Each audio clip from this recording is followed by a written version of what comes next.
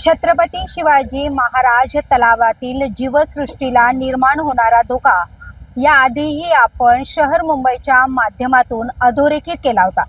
आता आपण जर ही परिस्थिती पाहिली तर तलावाची जी सद्यस्थिती आहे, गाळ काढण्याचे काम आणि त्याचा जलचरांवर होणारा परिणाम याचा आढावा घेताना तलावातील जे मासे आहेत किंवा तलावात राहणारी इतर जी जीवसृष्टी धोक्यात असल्याचं आम्ही शहर मुंबईच्या माध्यमातून दाखवून दिलं होतं। मात्र या गंभीर बाबीची दखल प्रशासनाने घेतली नसल्या कारणाने परिणामी आता तलावातील जलचरांचं योग्य नियोजन न करता त्यांचं स्थलांतर आणि पाण्याचा उपसा करण्यात आल्याने येथील या तलावातील हजारो मासे जे आहेत ते मृत्युमुखी पावलेले आहेत। या घटनेमुळे प्रशासनाच्या कार्यपद्धतीवर प्रश्नचिन्ह निर्माण झालं असून पर्यावरण प्रेमींकडून ही जी संपूर्ण घटना आहे त्यावर रोष व्यक्त केला जातोय। माझ्यासोबत पर्यावरण प्रेमी आहेत गायचोर सर।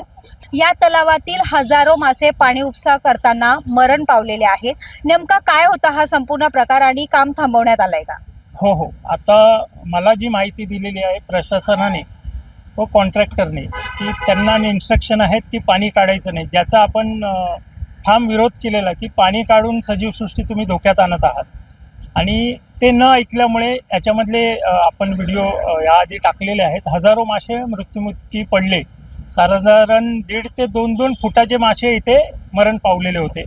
त्यानंतर ही बाब आपण वरिष्ठ लेवलला तक्रार केल्यानंतर आता याची दखल माननीय मुख्यमंत्री यांच्या कार्यालयाकडूनही घेण्यात आलेली आहे।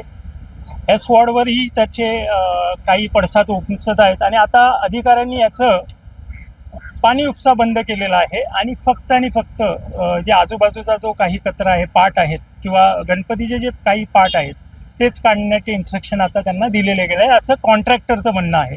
आता त्यामुळे सर, आता सद्यस्थितीत आपण बघतोय की काम चालू आहे। नेमकं आता कोणतं काम इकडे चालू आहे? कारण पाण्याचा उपसा पूर्णतः बंद करण्यात आलेला आहे। पाण्याचा उपसा बंद झाला आहे, पण आता तुम्ही बाजूला बघितलं तर तलावामध्ये जे मोठमोठे गणपती विसर्जन होतात त्यांचे पाट त्यावेळी निघत नाहीत। आता तेच पाट फक्त काढण्याचं काम चालू झालेलं आहे आणि ते पाट काढून एक साईडला तिकडे लावलेले आहेत। तुम्ही जर थोडासा नंतर कॅमेरा पॅन करा तर तुम्हाला दिसेल। आणि एकदम स्ट्रिक्ट इन्स्ट्रक्शन आहेत की पाणी काढू नये याचे। आणि ह्या संदर्भातलं त्यांनी मला सांगितलं आहे की आपण व्यवस्थित बसून नियोजन करून याच्या पुढची कारवाई आपण त्या पद्धतीने करणार आहेत, असं मला त्यांच्यातर्फे सांगितलं गेलेलं आहे। तर या धक्कादायक घटनेनंतर आता या संपूर्ण प्रकरणात जे जबाबदार आहेत त्यांच्यावर काही कारवाई केली जाते का? आणि पुन्हा यानंतर आता या तलावात जी जलसृष्टी आहे किंवा जे जलचर प्राणी आहेत त्यांच्यासाठी काही उपाययोजना केल्या जातात का? त्यांच्या संरक्षणासाठी काही ठोस पावले उचलली जातात का? हे पाहणं देखील आता महत्त्वाचं असणार आहे। व्हिडिओ जर्नालिस्ट विशाल चव्हाणसह विद्या अमृतकार, शहर मुंबई। व्हिडिओ आवडला असेल तर लाईक करा, शेअर करा आणि आमच्या चॅनलला सबस्क्राईब करा। बेल आयकॉन दाबायला विसरू नका।